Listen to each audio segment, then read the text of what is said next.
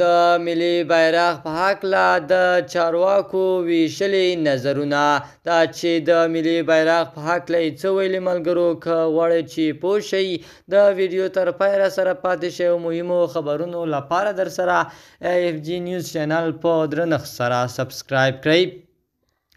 د بیرغ په اړه سره له دې چې دا په هغه کچه لویه موضوع نه ده چې له اصلي مسایلو توجه پرې واړول شي، خو څو مسایل د یادونې وړ دي.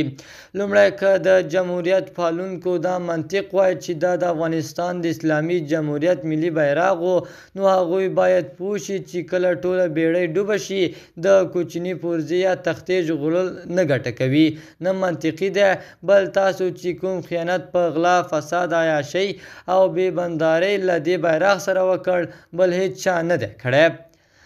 دویم، که د طالبانو له لوري د بیرغ رد دلیل دا وي چې د دې بیرغ لاندې له دوی سره زیاتی شوی، نو باید خو هغه ودانۍ چې پکې ناست یاست، هغه موټر او تجهیزات چې کاروئ او هغه ټوپک چې پرون پرې ته ویشتل کېدی نن درته ملي ارزښت ښکاري، نو په بیرغ کې بیا څه ستونزه ده؟ دریم، په هر هیواد کې حزبونه او ډلې خپل بیرغ لري او څوک مخالفت ورسره نه لري، خو یو ملي بیرغ چې د هیواد استازیتوب وکړي پکار دی. دا بیرغ د کرزي او غني تولید نه دی، تاریخي ارزښتونه لري او په مختلفو پړاوونو کې ځینې بدلونونه موندلي.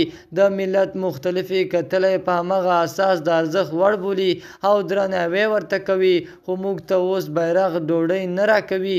موږ نور لومړیتوبونه باید ولرو.